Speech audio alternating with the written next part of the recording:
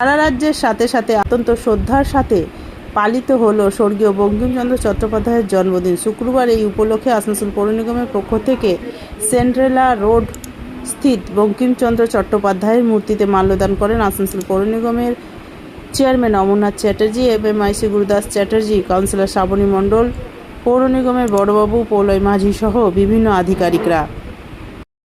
Clean Asansol. পাকিস্তানের জন্মই মানুষটা আমাদের কাছে আজও এক অনম্য এবং অবিস্মরণীয় ব্যক্তি হয়ে রয়েছে। তৎকালীন সমাজ ব্যবস্থায় পরাধীন ভারতবর্ষকে তিনি কীভাবে জাগ্রত করা যায়, স্বাধীনতা আন্দোলনের জন্য কীভাবে এগিয়ে নিয়ে যাওয়া হয়, যার জন্য তিনি বিভিন্ন সময় বিভিন্ন আন্দোলন করেছেন,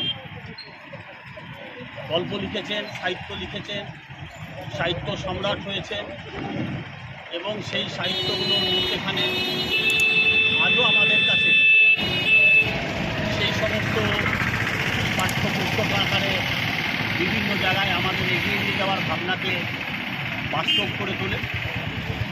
বঙ্কিমচন্দ্র তৎকালীন ভারতবর্ষকে একত্রিত করার জন্য এই বন্দে মাতারাম মন্ত্রের মধ্যেখান দিয়ে তিনি একত্রিত করেছিলেন এবং ভেবেছিলেন যে এমন একটা শব্দ ব্যবহার করতে হবে যে শব্দের মধ্যেখান দিয়ে ভারতবর্ষের জনগণ একত্রিত হতে পারে। তিনি সেই সময় স্বরাজ, মাতৃভূমি এই সমস্ত স্লোগানের মধ্যেখান দিয়ে ভারতবর্ষের স্বাধীনতা আন্দোলনে বিভিন্ন রকমভাবে এগিয়ে নিয়ে যাওয়ার চেষ্টা করেছিলেন। ভারতবর্ষকে যে অবদান উনি রেখে গেছেন, আজও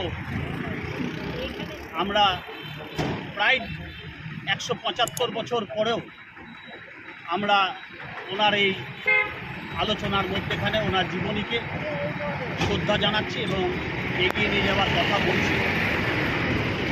আমরা চাই বারবার মানুষের মধ্যেখানে থেকে উনি সমাজ ব্যবস্থাকে আরও সুদৃঢ় করুন। তৎকালীন সমাজ ব্যবস্থায় বন্দে মাতারাম তার যে গান, সেই গানের মধ্যেখান দিয়ে অনেক স্বাধীনতা সংগ্রামী সেদিন এগিয়ে এসেছিলেন এবং পরাধীন ভারতবর্ষকে মুক্তি করার চেষ্টা করেছিলেন। আজ আমরা আসানসোল পৌর নিগমের মধ্যেখান থেকে আমরা এই জন্মদিন পালনের মধ্যেখান দিয়ে আমরা নিজেদের গৌরবান্বিত মনে করি, ধন্য মনে করি এবং বারবার আমরা পৌর নিগমকে ধন্যবাদ জানাই।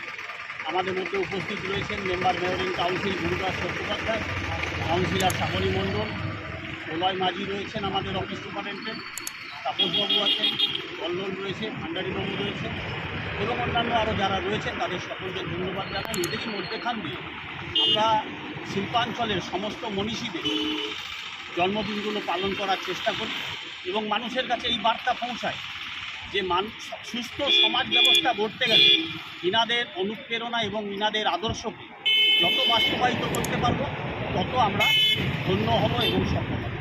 সকলকে আমার নমস্কার।